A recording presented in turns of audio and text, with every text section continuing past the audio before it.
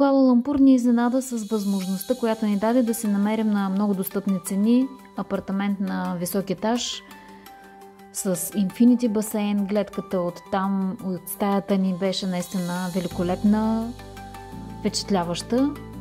Разбира се, че се насладихме и на преживяването да бъдеш на такъв тип басейн и да наблюдаваш нощната красива гледка на града, столицата на Малайзия.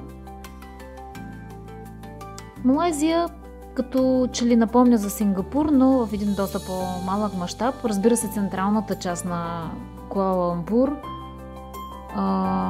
е доста богата с високи сгради, небостъргачи, офис сгради. Красива е централната част. Бяхме впечатлени. Азиатските търговски центрове, където и да отидеш, те винаги са абсолютно мащабни за моите представи лично. Толкова големи, толкова бляскави, минаващи от един в друг мол. Наистина добро място, където да се разхождаш вечер. Разбира се, това беше едно от прекрасните ни преживявания, да имаме роботче-сервитьор. Беше много забавно и с удоволствие го използвахме в това заведение. Няма как да ти объркат поръчката, тя идва точно при теб и е само твоята поръчка.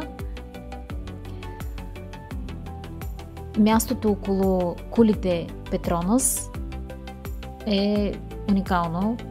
Разбира се, това е най-доброто място в Куала Лумпур. Направено е с много вкус, парка там, има мол точно под кулите. Любимо място е, предполагам, и за местни хора, и за гости на града.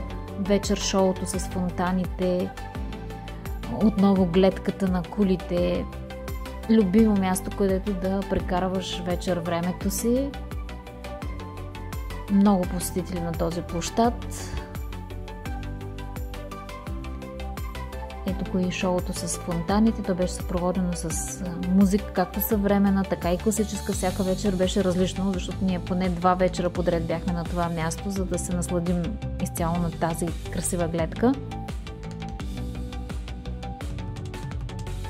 Изненада ни възможността да бъдем в естествен парк Джунгла и той се намира в рамките на Куала Лумпур. Отидохме там и почти 3-4 часа прекарвахме в разходка из този парк. Имаше добре обособени пътеки, екопътечки, нагоре, надолу. Просто истинско преживяване да бъдеш в джунгла. И то в града, в самия град. Богата растителност, маймунки, птичи песни, които са много по-различни от птичките, които имаме в България.